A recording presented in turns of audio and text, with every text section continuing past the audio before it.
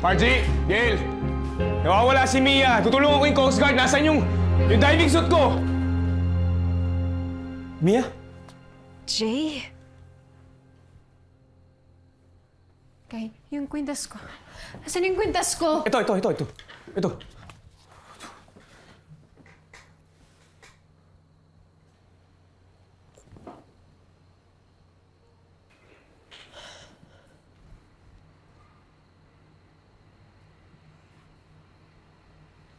Walang yaka! Bakit? Wala akong sumpa, ha? Ikaw ang isusumpa ko! Mia, sorry! Hindi mo kasalanan! Kasalanan ko! Talaga? Kasalanan ko! Sabi ko nga kasalanan ko eh! Oh! Talaga? Uy! Aray! Ang sakit nun ha! Mia, sorry! Okay na si tatay! Ang sabi ng neurosurgeon niya, buti daw dinala mo agad siya sa ospital. Kung di dahil sa'yo, baka wala na siya. Thank you! Siyempre! Tapos ginagalan mo lang ako! Aray! Ginagalan mo lang ako! Tama na! Aray! Thank you! Ginagalan mo lang ako! Ginagalan mo lang ako! Sorry nga eh! Uy, baka magkasakitan kayo, ha? Ano naman? Kanina ka pa ba dito? Pinahanap kita sa pulis, Mia! Oh, aray! Nagpunta siya dito, hinanap yung bato, yung pink, yung nag-heal daw ng wooden heart. LQ ba to? Tama na yan. Kiss na kayo. Bullshit kayo eh! Kuna nga kayo, hindi naman kayo nakakatulong eh! Kuna! Oh, ano na naman? Aray Yan, naman! sa'yo na yung mga bato mo. Wala akong pakialam sa mga bato mo.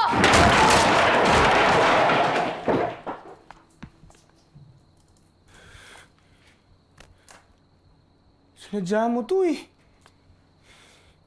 Well, you deserve it.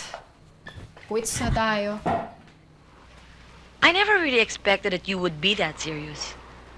Na ako pang gagawin mong dahilan ng problema mo ngayon. Remember the first time na nag-usap tayo about your problem with Roy?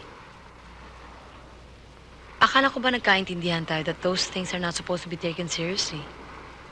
Because you're both very young. And you're both too young to be too serious in life, especially pagdating sa pag-ibig. That's the same thing I told Roy.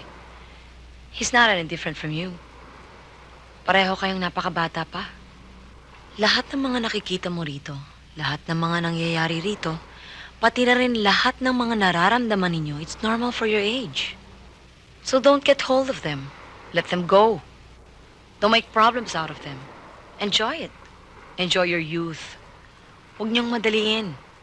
Huwag niyong sayangin. Hindi naman porket siya ang una mong nakilala, siya na kagad ang pakakasalan mo. You know, people come in and out of your life to teach you things about yourself so you can be your very best self.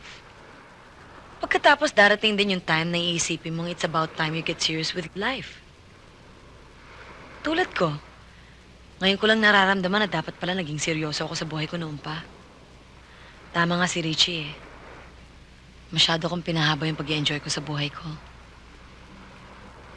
Well, I guess I stopped growing up somewhere. No one's too old to know better. Pero yung para sa inyo ni Roy, now is not the time for serious stuff. Maiintindihan nyo rin yan in the future. I can tell you this because I've been there. Now is the time to learn, to grow, and just go on with your life. Oh, and one more thing. Tungkol sa inisip mo sa amin ni Roy. Hello? Wrong number.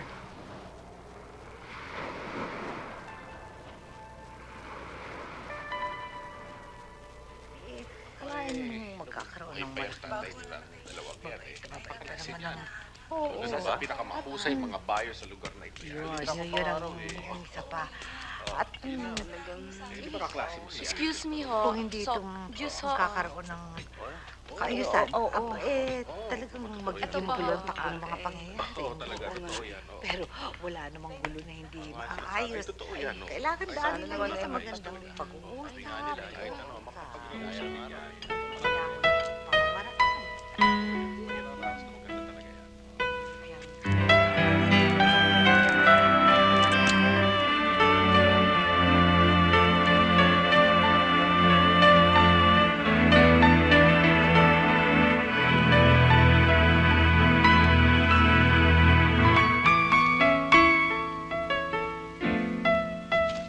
Ira! Edu, halika!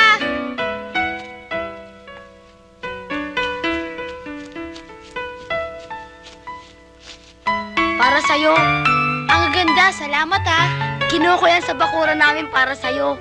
Ira, ano ba? Halika na! Naku, si Kuya Ronald, aalis ka na? Punta na kami sa Maynila. Di na ba kita makakita ulit? Babalik kami dito pag bakasyon na namin.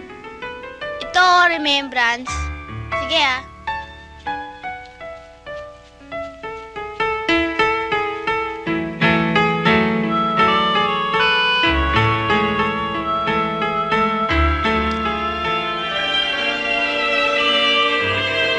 Para maipakita natin sa Securities and Exchange Commission with any bankruptcy proceedings that they need those people.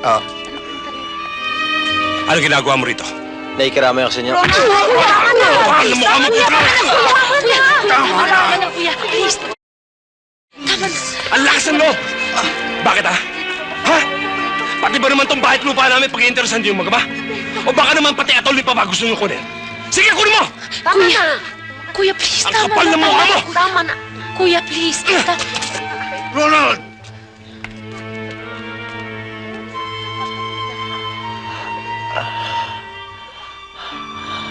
Ira, nakikiramay lang ako. Nakikiramay? Hindi ba dapat ay nagdiriwang ka? Kayo?